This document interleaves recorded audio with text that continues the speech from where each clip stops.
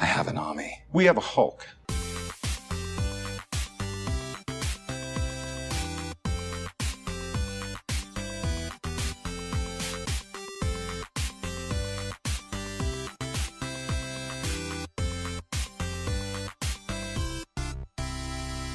And welcome to episode 97 of We Have a Hulk podcast, where we talk all things TV and film and sometimes comic books. I'm your usual host, Nicola. And I'm your co-pilot, Chris. So hope everyone had a great Halloween and bonfire night. For Halloween, we watched Hellboy, because we're wimps and we didn't want to watch something actually scary. Oh, and you turned the doorbell off, didn't you, as well? I plugged it. Is that terrible? Are we terrible people? I don't know. I think you just get a bit scared, don't you? So I think we had one knock, and then you're like, no, I can't do this. Let's turn the light off. Well, we don't have any sweets, so what do we say? Like, True. We didn't prepare, guys, so... Yes. Anyway, I wanted to watch Hocus Pocus, but then realised we didn't have it, so bought it at the weekend. Right. Can you still watch it even though it's not Halloween? I don't know. Might have to save it for next year. Maybe. Yes, and then bonfire night. So we watched V for Vendetta. Love that. And we went and saw, well, we didn't go and see, but our local park has some fireworks going on. The biggest ones in Rugby? Right, and it's right next to kind of where we live. So we just went in the garden and lit some sparklers and yeah, it was good. Yeah, it was really good. I actually think we probably got better vantage point than actually in the park. Yeah, possibly. maybe. But yeah, they kind of timed it all to different film soundtracks and things. So Yes. they had like Star Wars and Jaws, and they had the Avengers theme Yeah, and superhero stuff. Batman. I'm Superman. Batman. Superman. Yeah, they did say I'm Batman. Yeah. Very random. Yeah, it was good. It was clever. really good actually. I really enjoyed it. Yes. So let us know what you've been up to, guys. But now, Diddle-a-doo. the reason for this episode. Yes. An interview special. Yes, with the gifted stars Emma Dumont and Blair Redford, who play Polaris and Thunderbird. Ooh. So we recorded this back in Heroes and Villains Fan Fest, and they talk all things season 2. It's pretty much spoiler free, so you don't have to worry about that. They do go into things like who they want to play Magneto in the show, if they could ever get him, which they probably wouldn't. Interesting. Whether things will connect to the actual X-Men universe, because that's pretty much what everyone wants, right? Yeah, I would say so. And whether it will come into the wider MCU, I guess. Yes, which could be interesting. I mean, I think it could probably sit with like Runaways and Cloak and Dagger. Mm-hmm. I'm not sure you could kind of go with Marvel, you know, the Netflix shows. It's not quite this. No. Well, we'll see until Fox kind of, because they've taken over Fox, haven't they? So they've got the rights to X-Men and Fantastic Four and things. And we'll see how they kind of get on with adapting that into the Marvel universe. Yes, I'm a bit worried about it, to be honest. I'm worried about how they're going to include them into the universe, you know? But we'll see. We'll see. So yes, really hope you enjoyed this interview. These two are actually, they were super sweet. Emma Dumont is an actual love, and Blair Redford's pretty hilarious. So yeah, I really, really hope you enjoy this interview if you're fans of the Gifted and X-Men universe. So enjoy. Enjoy. We all have demons inside. It's what you do with them that matters. Things are changing. A hard time is coming for mutants. I had some basic knowledge of the X-Men. Don't tell Marvel, but I was really a DC girl for a long time. Shame on me. No, but ironically, I was always a huge Magneto fan. The comics and the films. I always was drawn to him. So look what happened.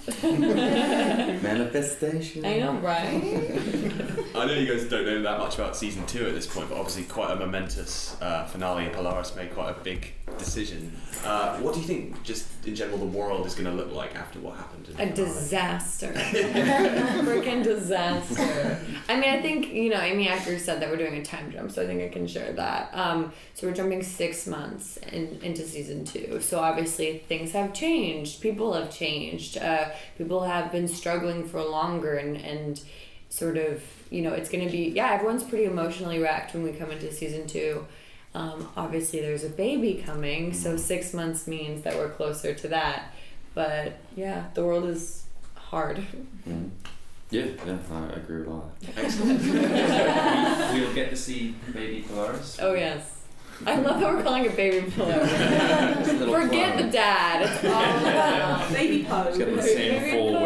wig. Yeah, full wig. looking forward to wearing like the pregnancy gear because I assume they're going to sort of strap you up with a big belly. And Yeah, I've actually been wearing it. I wore it all last week, and it's really heavy. They fill it with bird seed, so it like weighs. It weighs like 12 pounds. Yeah, I guess they don't. How many trust me. seeds did they test before they realized that the bird seed was the one to mimic a baby? All the seeds. They tried like sunflower, pumpkin. That were like bird seeds. The one. No, it's interesting. I actually like put on quite a bit of weight, knowing I'd be pregnant in the beginning of season 2, because I wanted like fuller cheeks and fuller arms. I just wanted to like look like a mother and like look bigger and stronger and just look like someone that has created a human for 9 months. So yeah. Actually a mutant, but okay. Yeah, I mean, excuse me. Oh my gosh, so rude. Look at me. Wow. Inconsiderate. No Homo sapiens here. Yeah. Homo superior. That's right. That's right. How do you think she'll fare as a mother? What's Have you met her? She's nuts. No. You know, that thing of mother's adrenaline where they say mothers can lift cars off of babies, it's a real thing, and boy does Polaris have it. I mean, everything she does is crazier and more dangerous and violent, and unlike normal mothers who you think would like try to not put themselves in danger and not be so violent, she's the exact opposite. She's like, I have to fight for this kid. And actually, there's actually pretty high stakes in the the first episode of season 2. You know, she, as a mother, you sort of have to start thinking not about yourself at all. And, you know, there are going to be times in the season where we see maybe Polaris has to choose between her and her baby. And, you know, as a mother, you're always going to choose your kid. So it's a struggle. So I think she'll be okay as a mom, to answer that question. I don't know. Where's Marcus in this? Pardon? Where's your partner in this? Who cares? Marcos is off being sad. He's hanging with me. Yeah, he's hanging out with T-Bird. What happens when your girl leaves you? You just hang out with your best Wow. friend. You hit the town. So, no, I mean, he's obviously pretty broke up about it. It's obviously going to be something that kicks off part of the second season. You know, he's not forgotten about her and his child. It's going to be a huge plot point.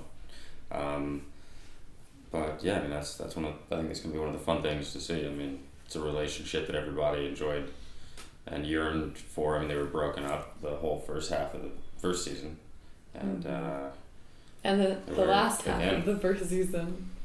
Well, the They last were fighting. episode. They were like, Well, yeah. Yes.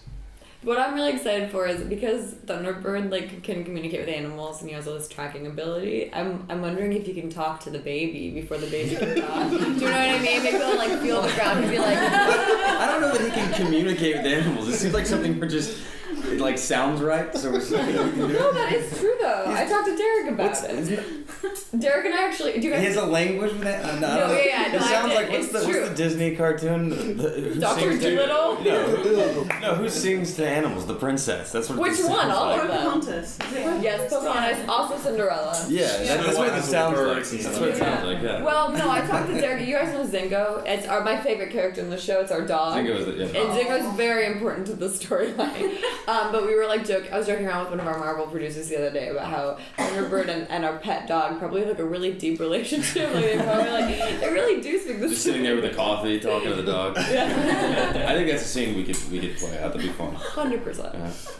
What about Thunderbird and Blink heading into season 2? Oh, Where do you think that's Thunderblink. Yeah, it's going to be interesting because it was something that was a slow burn. Took a long time to have a real kiss. You know, the audience got the fake It was one. a slow burn. Are you kidding? Episode 4, you guys were like, oh. Nothing ever happened. It was that tiptoeing around the attraction thing. I think Thunderbird is very militant-minded, closed off to it's trying to push that romantic notion away, and then it overcame him, I guess, which is how those things go. So I think he's coming into second season. Really holding on to that. I mean, he's got someone he cares about, something else to fight for, and that'll be, it'll be fun for the audience to see because they didn't get a relationship really the whole first season, and we can't go into too much detail, but they're, No, please do. they're together. They're together. They're making it work. Oh my gosh, have you guys seen the finale? finale, or not the finale, but we had like a 2-3-part finale, but there's a part where Thunderbird like covers Blink up and he's like, we like see him in the next scene, he's just like covered in bullet holes. I'm like gonna cry. Oh my god. He just like takes all those bullets and it's a ton of, we just got sprayed with bullets. Anyway, I'm sorry. Which I really did. I love Thunderbird, which you really did. You picked the wrong guy. Yeah. Sort of coming off the back of season 1, I don't know if there was like a general aim going into season 2, were there things you wanted to explore more? I don't know how much you must have spoken to the creators and stuff like that. But. I mean, I have to learn how to be a mom, so that. But no, we did it with our showrunner Matt Nix. We've quite sort of discussed that we're in one way sort of veering towards more of our comic book selves. Like he wants to get more into, he wants to see more powers. He wants to like see us doing more things, being less in one location, I guess, because we were a lot having to hide last year, and this year we're sort of being shoved into the real world. You know, even like as far as our wardrobe, like I'm like in the finale I wore a bodysuit, and that's sort of like paying homage to the original Polaris and the original lore. So like stuff like that. But on the other hand, and these are just what he's told me in our conversations, we're sort of getting to see the mutants in real life, like things that aren't like I'm tearing down a power line or like I'm tracking moose. Which is essential to the mutant. No, but instead it's gonna we be don't like, track this moose, we're not gonna survive. No, but like we joke, but like really like an everyday thing would be like Thunderbird and Zingo the pet dog having a relationship, or like Polaris stealing quarters from the laundromat. Like I don't know, just everyday Yeah, thing. no, I agree, and I think we talked about it. It's the combination too. Like we love seeing the mutants in everyday situations, and then sometimes use the powers in them. Like to me, as a comic fan, like that's fun as hell. I mean, there's this idea that me and Sean always talk about where we're like we want a scene where maybe we're sitting on the couch watching TV or something, like not trying to rescue anyone, not trying to like not die, anything. but like I'm like hand him a Pop-Tart and he just toasts it for me in his hand. You're watching Queer Eye or something like that. Yeah. The new one or the old one? Specific. Yeah. But you know that most of the fans are waiting for the Gifted to connect anyhow to the X-Men franchise. Like for example, your character is with one of the Summers, Havoc, so as I understand, the brother of Cyclops. Yes, yeah, that's what I'm asking. Is there any connection in the second season to this franchise, or they're still making it near but not saying the word X-Men and stuff? We can't afford Michael Fassbender. So. Keep that in mind. We kind of talked about this with producers and writers the other day. I asked the same question out of curiosity. We're all waiting because we haven't read beyond this first episode, and then we've just heard broad strokes of where we're going. I mean, that's always going to be part of the tone of the show. It's always going to be. I mean, we exist within that world. What the direct connection will be this season, we don't know. I enjoy that stuff, so I hope we can color it with X-Men storyline. But as far as other characters, I mean, if they've established them in the films, it's kind of hard to bring them in. And Havoc in the films, even that's not the 1980s, and he died in the 1980s. Also, let's and he's be shooting honest. MacGyver in the same city, so we don't have time to get him. Yeah, we really just can't have him. Also, Alex and Lorna were a horrible couple. They were like very bad for each other. Yeah, but still Summers, come on! True, Brother of true, Cyclops. True, you're right. Either of them. You're like Havoc or Cyclops. We'll take any of them. Either boy. No, because everybody's laughing at how Deadpool 2 is connected to X-Men. Like, there's only like 30 seconds when they're in the room and shutting the door behind them. Mm-hmm. So I'm thinking about such connection, but... Oh, I love that you think we have Deadpool money. That's amazing. I love that. Hey, it's Fox, come on! No, right? I did feel like they were sort of ramping up the X-Men mythology, though. I thought the series kind of was more and more present, or like more and more felt like it was between the lines. I mean, where do you sort of want that to go? I mean, if it were up to us and we didn't have like contractual things and legal whatever, blah, blah, blah, franchise nonsense, I want Magneto on this show. I mean, we'd want the X-Men. Yeah, I mean, it's that stuff is fun. I agree with you. Like when it comes up, it's reminiscent of the films we've had, and if you're a comic fan, that stuff. But I think it also is important that we're telling an original story too. Like we want to make our own mark within the realm of mutant lore and the realm of X-Men lore. So yeah, but I think there's a happy medium in there. Hopefully, you know, we can touch on it in an interesting way where we can. But I know our writers want to, you know, forge new stuff that, you know, no one's experienced before. And I mean, here's the deal: if you're like a homeless refugee, which is what we are basically, on the run for your life, and there's a team of mutants out there with a bunch of like fancy bodysuits and at anything at their disposal, then what's the point? Mm-hmm. Then they're just gonna come and swoop in and save us. Oh, Rogue's here again. We're safe. Yeah, it's a different type of story. I mean, I like the idea of exactly what she's saying, that, you know, we don't have a bald guy in a wheelchair who's a billionaire that can offer us any amount of resources that we can get our hands on. We have nothing. But on the other side, for example, as Marvel has the Netflix franchise, and they're connected to the movies because they're talking about the events that are happening, but they're not taking part in it. So yeah. Well, also those characters are like loners.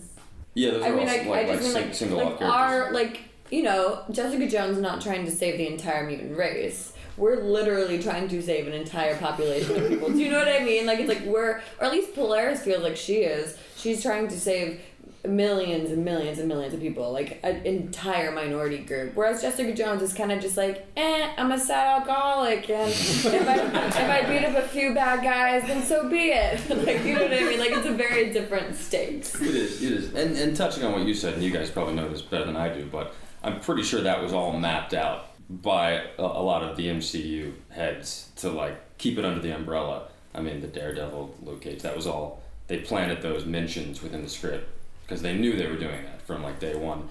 Whereas the 90s X-Men movies, up until the, you know, resurgence of the franchise with First Class, it wasn't, you know, all mapped out on a, you know, a blueprint and then they're going to have the Gifted and they're going to pepper in things. So I think it's like you make the connections where you can, but they didn't establish it in the same way. And also, if you try and think about the continuity between everything, you go slightly insane. Oh my god. Horrible. Well, I will say, yeah, I mean, the movies don't even align, let's be honest. Sometimes the comics don't align at all. There's so many different worlds. It's totally different. Well, I will say, we could fit, well, we have like mini Sentinel, so obviously we'd be before the future part of Days. And my father would be very, very old. If you consider the twins' ages. Anyway. Trying to make life. I mean, I feel like every day we think. If we had to like maneuver in, we could.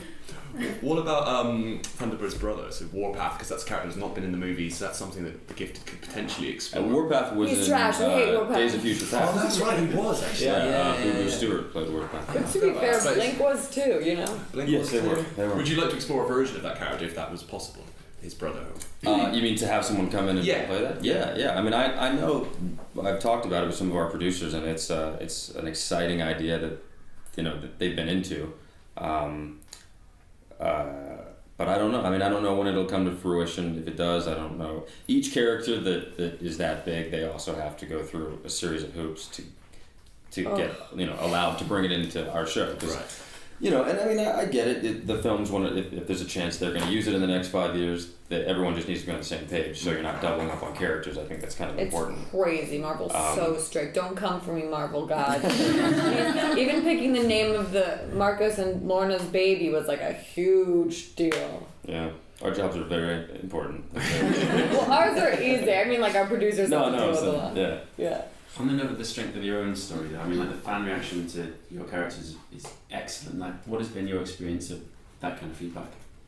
Oh, it's been phenomenal, and everyone's been so. I mean, look, here's the deal: when people are like, they're gonna make a TV show out of the X-Men movies, everyone's like, no, that's gonna be terrible. Even I doubted it, to be fair. You know, and I'm playing a character from 1969. How old is Thunderbird?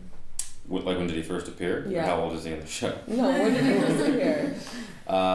Early 60s, I think. Yeah, so, well, no, that doesn't, well, okay. What, no? Probably like 73. Because it was after Polaris? It was actually. Well, Mystique was It was the X-Men Giant Size #1. I think that was in... You guys are so good at this. Anyway, okay, so let's say 63. I'm 69. Wolverine today. Yeah, it was Wolverine. 75. Nice.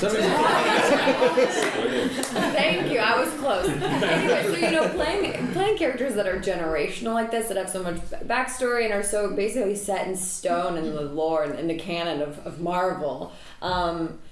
Playing mutant royalty in my case, it's you never know what's gonna happen, or if all we want is to do right by these characters and bring them to life and make sure anyone who knows them or doesn't know who they are enjoys what we're doing. So I don't know. How do you feel? Yeah, I mean, same thing. It was like going into it. It was a lot of. There was pressure. I mean, a lot of people were like, "Don't f up my accent." Yeah, don't do this. Seriously. And I get it. When you expect producers and people that run this stuff to like be on top of it. Like if you're gonna churn it out, like give us something good. It means a lot to people. So I do feel, like we kind of delivered a good tone and something they hadn't seen before and something they were pleased with. It's been positive response. I mean, it hasn't been a place where I'm like, oh, we need to veer left or right or rethink this. So yeah, I mean, fan responses felt good. So I think we got on the right track, and hopefully we'll continue on the right track for a few years now. And the competition is growing and growing because we have Legion, we have Runaways, Cloak and Dagger is starting right now. Yeah. Who? No. What are those? What? No. Yeah, but I think we all serve a different demographic. The Runaways, Cloak and Dagger, those are more like a younger demographic. We are, I feel like, and maybe it's just I'm biased, but I feel like our demographic is so wide just because our cast involves so many different people. We have a huge ensemble cast. Our show, the same and similar to how the comics are, a child can read it and get one thing, and an adult can read it or watch it in our show's case and get a very different thing. For an adult, this might have a deeper, more broad meaning of prejudice against minorities and war and bigotry and all these really, really dark things. And to a kid, it might just be like, oh, if a kid wears glasses or looks different than me, that's okay. It's okay to be different. Like a very simple, innocent version of that. So I feel like in that way our show's different than all the other shows. Whereas Legion, love Legion, huge fan, but a very adult show. And beautifully shot. Yeah. But you have more liberty on something like FX, cable. You can go to some really specific ways of styles of shooting, and that thing is it's like watching it. You feel like you're in a nightmare half the time, which is really cool. And when I was talking to the actors, actually, they're saying the same thing. Yeah. We're living a nightmare.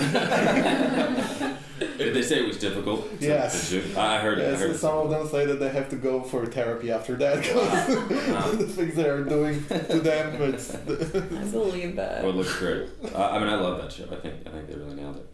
It must be amazing as well because although your guys are established characters, you get to explore things that aren't necessarily in the comics. I don't think the pregnancy is in the comics, and Thunderbird doesn't live that long in the comics, so already Planes are his worst enemy. So you're exploring fresh material, but you still have the backstory. That must be a great sort of balance to play.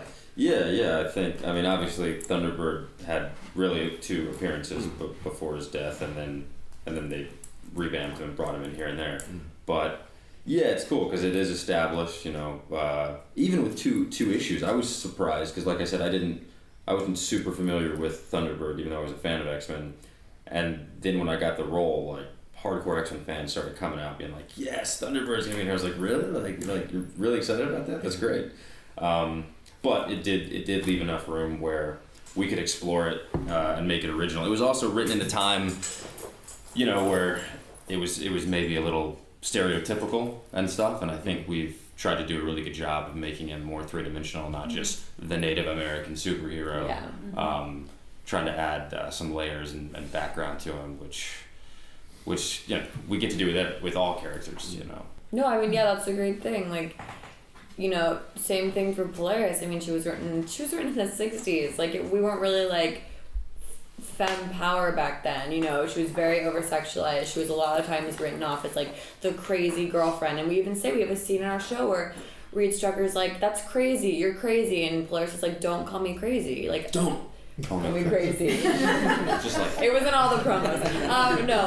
But it's true. She was written off as just like the crazy girl who was under mind control so many times, and now it's like, no, we're justifying it. Same thing with like Thunderbird. We're like making them 3-dimensional, making them real people. She's not crazy, quote unquote. Like, don't call her crazy. She's mental illness. She's soon to be mother. I mean, these people are more than just this like caricature. They're people, and so that's what's really cool about the show. Which side do you think you guys would be on in real life if this was happening? Hellfire Club. Hellfire Club. 100%. I don't believe personally in murder, but like if you have to hurt someone to save lives of hundreds of thousands of innocent people, I mean, I'm not gonna say I wouldn't do anything about it if given the opportunity. Yeah, I think my gut would like to tell me that I'd be on the underground side, but I also think that once you lose somebody you love, you can change your mind in an instant. And so if something like that happened, might switch it up. I mean, you did get a new girlfriend in the next episode. Anyway. Yes, but I'm saying me personally. I'm so sorry. Oh no, I was just going to say Hellfire Club, they've got money as well. You wouldn't have to live in an abandoned So warehouse. loaded. I almost It's wish more fun. I kind of, that's the one thing I don't like. I mean, I'm loving having Emma Frost's lineage in our show, but I'm sort of just like, this having everything you want thing is like it's not very Polaris. Like, we just had all our fittings and the clothing is like, oh, who is she? Like, ooh, that's fancy. But I guess that's part of it. That's part of like having everything you could want, quote unquote, but feeling empty inside. Yeah, definitely. Anyway, that was dark. That is So you can't afford Fassbender. Who would you go for then if you show? Like another X-Men character? For Magneto, if you appeared on the If you show. can choose whatever you want. Oh. To play Magneto. Yeah. To play Magneto. Well, obviously my husband is way too young. Sorry, McCallum. Sorry, McCallum. Keep it around. Right? I mean, is there another option? No, I don't think so. I mean, who was the little boy? There was like the little boy that played him. But I feel like, There were a few of them actually. Oh, there were? Let's Yeah. think. Actually, I think Daniel Day-Lewis should just come in. I know. People always ask me. People always ask me that question. I'm like, who else? Magneto. Yeah, of course. What a gem, and I hear such a gem of a person, as well. I really want justice for Anya. Actually, my sister. You can always say, Wolverine because he's not aging, so he'll be same. Yeah, that's true. That's true. It was interesting as well because in the comics, Thunderbird is quite hot-headed, and then on the show, he's more kind of the level-headed leader. Do you think, given that he lost so much in the first season, you might see him kind of evolve into that more kind of a hot-headed guy who? Yeah. I think that's a very good theory. He unravels mentally. Yeah, I think that's a very good theory. But yeah, that is interesting you point that out because I remember reading his stuff for the first time, and it was very different from where I knew I was going to take it, and also where I thought I had to take it based on the writing they were giving me. Because he's more kind of a glue that tries to keep the group together and keep them calm, and he's very zen as a character a lot of times. But yeah, you look in the comics and he's just like calling people names, and, like being mean to everyone. I'm like, whoa, you're gonna get yourself killed. That's why they killed him. I've got 5 minutes. Do you think the character might head that way on? I think the same thing with her talking about being in a different world now with like the more money and all that. I think it's important for shows with this many characters to always see development and see them. It's more fun to see them going through different avenues each season. So. Yes, I think you'll see a different tone for him. What about next project? Hey, we just moved back to Atlanta to shoot this for like 8 months. We have so. 16 episodes to film. Ooh, Fox owns our butts. I would love to bring something in the mix when we're done. We all would love to do something on our hiatus, but this is going to take up the near future. So the rest of the year. Get back to me in about 6 months. You seem to do a lot of night shoots as well, don't you? Oh, girl, yes. Night shoots in the rain.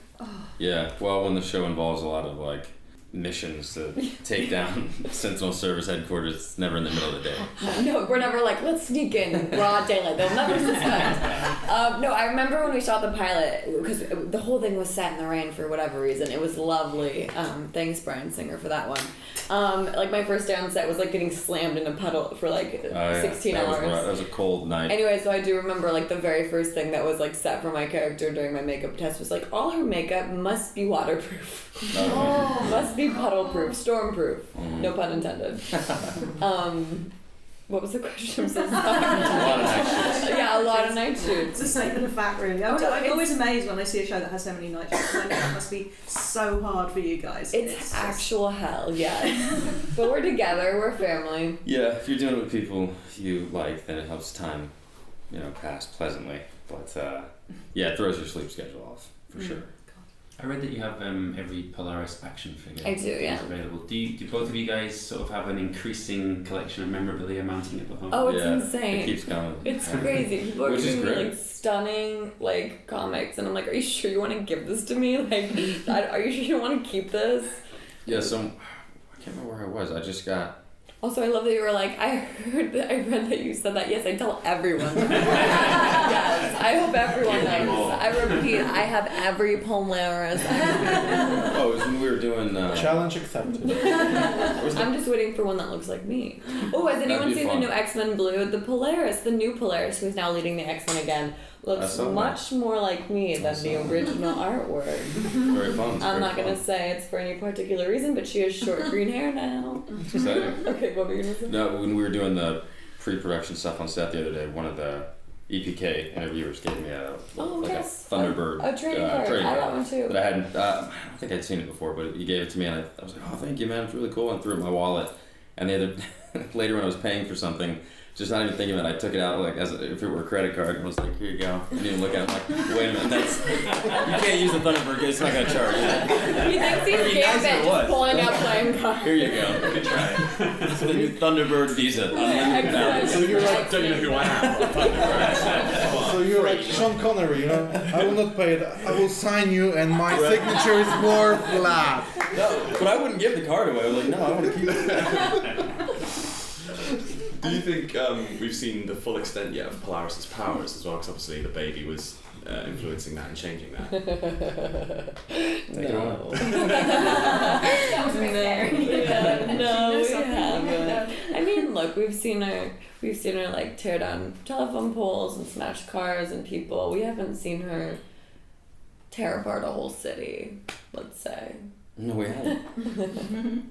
But yet, or? No, I think she has a long way to go. I mean, she's far from manipulating the iron in the Earth's core and from controlling people from the iron in their blood. I mean, she's got a lot to live up to. Her legacy is, that of a very powerful, So what you're trying to say, you're waiting for the bigger budget, right? Yeah, 100%. That's literally exactly what I'm saying. I'm like more of like this year we were like discussing whether or not my character should have bangs to cover up my wig lace, which I discussed earlier, because it cost this is so out of school and I shouldn't be talking about it, but it cost $50,000 to cover up this wig lace for every episode for every character that wears a wig. Wow. Which is insane. And so I was like, ooh, if I get bangs, does that mean more stunts? More blowing up buildings? Maybe they do it digitally. That's that's right. What the hell do they put on it? Gold? Yeah, exactly. Silver. No, yeah, they do it in post. Anyway, so yeah. Final question, thanks everyone. I kind of want to know more about the relationship with Zingo now, actually. The little doggy bromance. Actually, it's funny. I feel like he wasn't in the first pass of the new script, and now he is. Is that? I think because I requested it. Did you do that? Need more dog. Look, here's the deal. I think everybody wondered if Zingo made it out. That was a huge deal. Of the headquarters last year when it disintegrated. We actually had a special shot to make sure that the audience saw that Zingo made it out safely. It's like we have all these. They added it in later, right? Yeah, they added it in later, and they brought him in for a special shot. They were gonna shoot a shot of a bunch of kids running out because we thought it would be cool to show the kids escaping. That's really cool. But instead we were like, we need to make sure the dog is safe. The public doesn't care about children surviving explosions. They The just dog. want to know There's about rules you have to Zingo. follow. Yeah, there's been a lot of arguments. I just had one with our producers the other day about how I don't think that Blink should have Zingo and how I think Polaris should have Zingo. But Everybody wants the whatever, dog. it's not a big deal. deal. I also requested a black cat and a green snake, and they said, Wow, those are very specific. It's what are you, a Bond villain? I mean...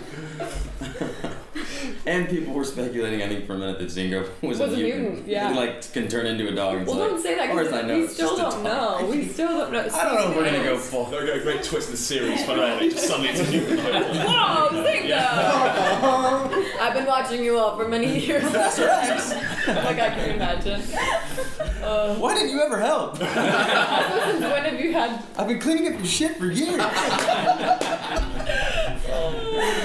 Oh my gosh, wait, this is so random. But speaking of dog poop, this is so So Speaking of dog poop, a bunch of our cast members, this is nothing to do with the show, sorry, I just have to share. A bunch of our cast members move into this beautiful apartment, and by beautiful I mean it's like very industrial. I don't know about beautiful. It's great. It's an old factory, but it's very expensive for whatever reason. Atlanta, man. And they move into this building, and they DNA test your dog when you move in, so that if you leave the dog's, potty out, then they can DNA test it and Like charge you for it. They have like a wand they put in or something. It tells them what dog did it. And we all have dogs. Future. Too. We're the future. We're in the future. Get Sentinels. And we'll Exactly. And that's And this is our spider story for real. On that note, that's amazing. so lead your article with that. We heard in America they have dog poo testing. Excuse me, the U.S., not the entire Americas. We don't want to blame That's South right. America for that shit. Thank you guys. Yeah, sure.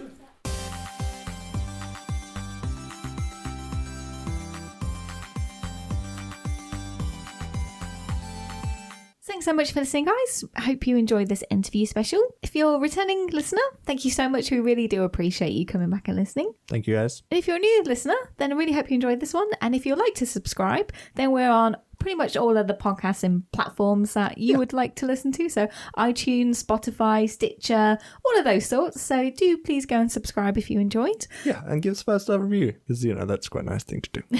Yeah, we do like reading them. So if you do give us a review, we would read it out on the podcast. Sure. So if you'd like to get in touch with us, how do they go about doing that then, Chris? You can find us on Twitter, Facebook, and Instagram / We Have a Hog Pod. We're also on YouTube. If you want to see one of our animated interviews, you can check that out on youtube.com / We Have a Hulk. We also have a blog where we post all of our news and reviews at wehaveahulk.co.uk. So go check some of those out, guys. We're most active on Twitter, so just head over there. Give us a follow, Start a conversation. Yeah.